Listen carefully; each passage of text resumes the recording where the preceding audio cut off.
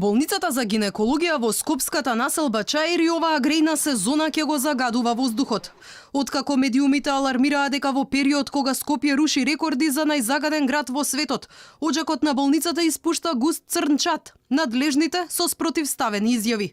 Градоначалникот Шилегов најави затворање на болницата ако во период од 30 дена надлежните не го заменат котелот стар 50 години кој работи на мазут. Министерот за здравство пак оптимист, очекувал разбирање од градскиот татко оти процедурата за гасификација на родилиштето била во тек.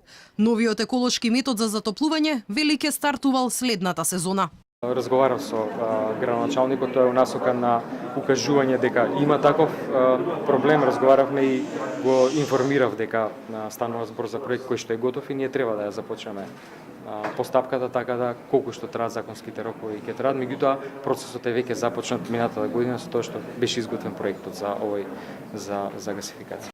Од Министерството за екологија ветуваат, во иднина ниту една јавна институција нема да користи мазут. Здравствените домови мора да работат 24 часа, значи тука не можеме да ги поврземе на топлотниот систем, бидејќи мора да додадеме уште еден уред кој што ќе ја произведува топлата вода, која што е 24 часа потребна во ваков објект. Парното нуди еден временски период на неработење и затоа велам, влезени сме амбициозно во план да ниедна јавна институција веќе не користи мазут за затоплување. Прво зашто тоа е еколошки штетно, а второ чини премногу пари.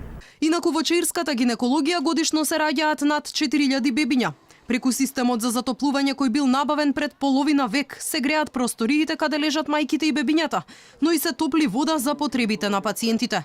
Од денеска во болничките простории поставени биле 10 нови прочистувачи на воздух.